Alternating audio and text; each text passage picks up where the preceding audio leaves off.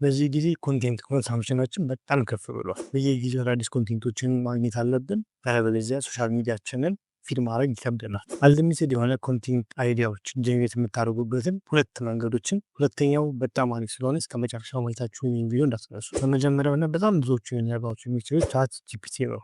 ቻት ጂፒቲ ላይ ብዙ ኮንቴንቶች ብሬክ ማድረግ ትችላላችሁ። ኮንቴንት አይዲያዎች ማግኘት ትችላላችሁ።